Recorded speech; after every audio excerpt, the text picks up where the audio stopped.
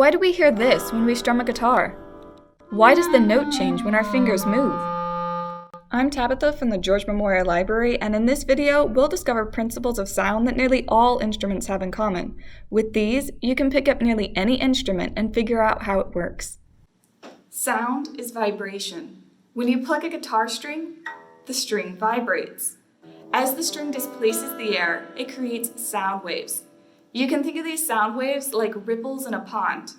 They start with a moving object and travel through the air to reach your ear. How low or how high a note sounds depends on the frequency of the sound waves. We measure these in a unit called hertz, H-E-R-T-Z, so not the type that you might need a bandage for.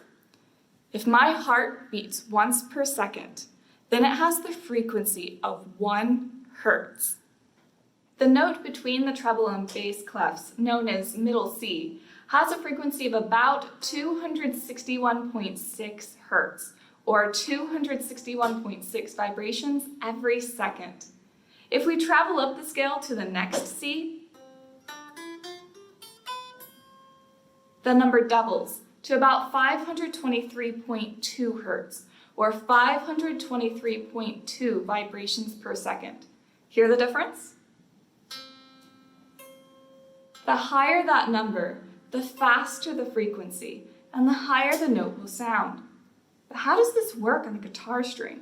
If you have two strings and everything about them is the same except for their thickness, the thinner string will vibrate faster.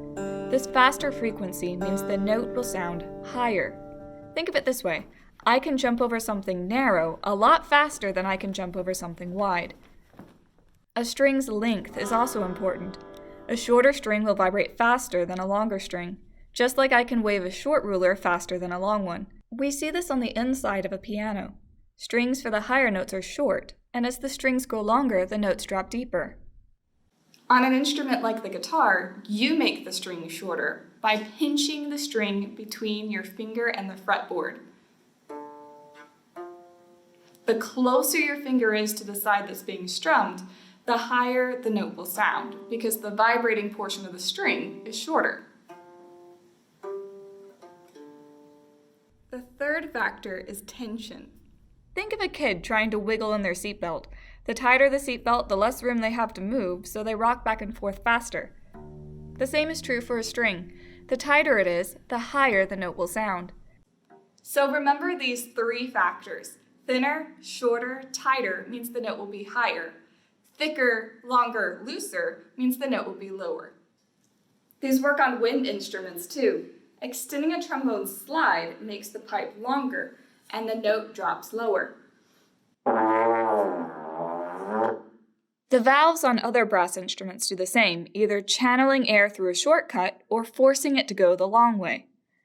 When you play a brass instrument, you're not just blowing air into it, you spit into it.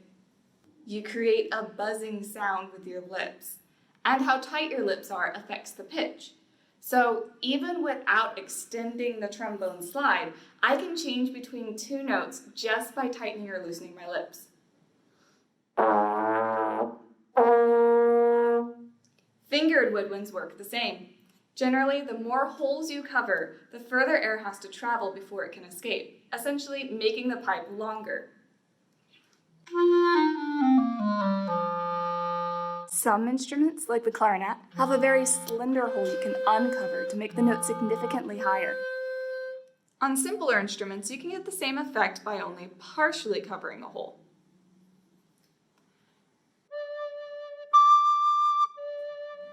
Thinner equals higher, but with wind instruments, this often comes with increasing the tension as well by tightening your lips or forcing the air faster through the pipe.